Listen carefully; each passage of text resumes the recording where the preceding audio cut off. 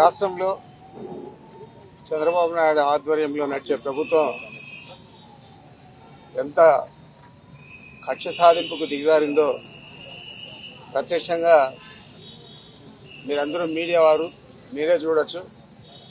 గతంలో నేను వచ్చేప్పుడు మీడియా పాయింట్ ఎక్కడున్నది, ఈరోజు మీడియా పాయింట్ ఎక్కడుంది, ఈ బ్యారికేడ్స్ అన్నీ గతంలో ఉన్నాయా లేదా, ఇవి చూస్తేనే అర్థమవుతుంది ఎంత కక్ష సాధింపుగా వ్యవహారం చేస్తూ ఉంది ప్రభుత్వం అని చెప్పి. తప్పనిసరిగా ఇంత కక్షపూరితంగా వ్యవహారం చేసే చంద్రబాబు నాయుడు ఈ రాష్ట్రంలో రాష్ట్ర ప్రజలకు అందరికీ కూడా తెలిసే విధంగా నేను తెలియజేస్తా ఉన్నాను. చంద్రబాబు నాయుడు అధికారంలో ఉండి ఈ విధంగా వ్యవహారం చేస్తే గతంలో ఆయన అరెస్ట్ అయినప్పుడు కానీ ఆ తర్వాత కానీ ఆయనకు ఏ విధంగా ఇక్కడ ఇదే జైల్లో మర్యాదలు జరిగాయి, ఈరోజు ఏ విధంగా ఇంత కక్షపూని వ్యవహారం చేస్తూ ఉన్నారు. జైలు సిబ్బంది కానీ బయట పోలీసులు కానీ అందరూ కూడా చాలా కక్షపూరితంగా వ్యవహారం చేస్తూ ఉన్నారు. ఇది ఒక ప్రభుత్వం చేయాల్సింది కాదు, కానీ ఈ ప్రభుత్వం చేస్తూ ఉంది. దీనికి తప్పనిసరిగా ప్రతిఫలం తీర్చుకోక తప్పదని చెప్పి తెలియజేస్తా ఉన్నాను. ఎందుకంటే బాగానే ఉంటాడు, ధైర్యంగానే ఉంటాడు, పాటించడం లేదు.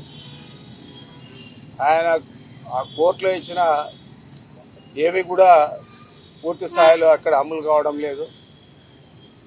మరి దానికి కూడా ప్రభుత్వమే బాధ్యత వహించాలా? మరి మాకైతే పశ్చాత్తాపం లేదు, ఏది ఉన్నా ఏది లేకపోయినా ఆరోగ్యంగా ఆయన బాగానే ఉన్నాడు, ధైర్యంగా ఉన్నాడు. తప్పకుండా బెయిల్ వచ్చిన తర్వాత తిరిగి ప్రజా జీవితంలో అంతకంటే ఎక్కువగా గతంలో కంటే ఎక్కువగా రాణిస్తాడని చెప్పి భావిస్తాం. ఎదురొస్తే తొక్కేస్తాం. ఎవరు తొక్కేస్తారు? ఎవరు వస్తున్నారు మీకు ఎదురు అంటే? వీళ్ళు అనుకుంటున్నారు అపోజిషన్లో ఉండి రౌడీజం చేస్తాం. మొన్నటి వరకు పోలీసులు పెట్టుకొని రౌడీజం చేపించాం, ఇప్పుడు కూడా రౌడీజం చేయాలంటే ఇక్కడ ఉండేది సిబిఎన్.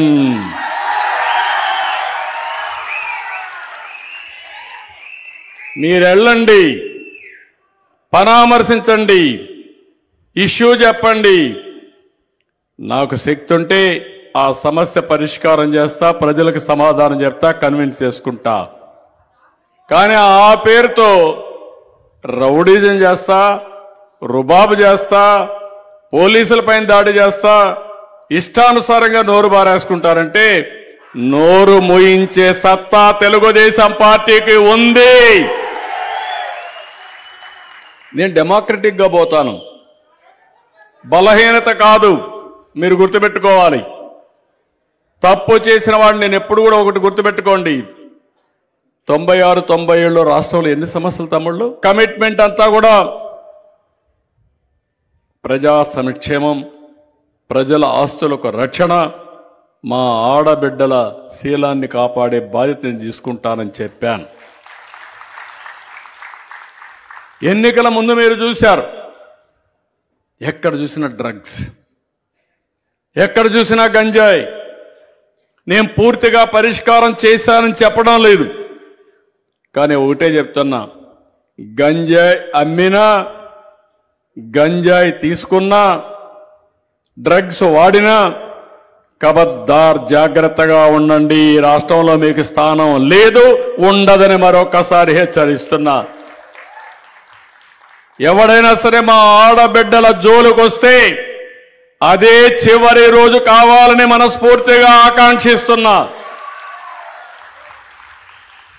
ఆ భయం ఉంటే తప్ప ఈ రౌడీలకు భయం ఉండదు.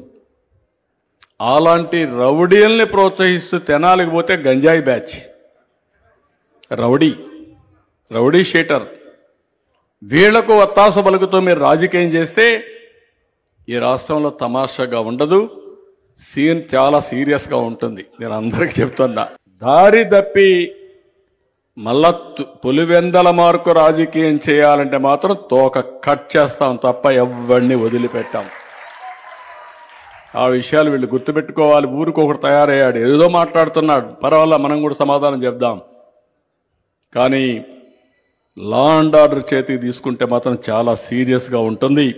ఆ విషయం వీళ్ళు గుర్తుపెట్టుకోవాల్సిన అవసరం ఉంది.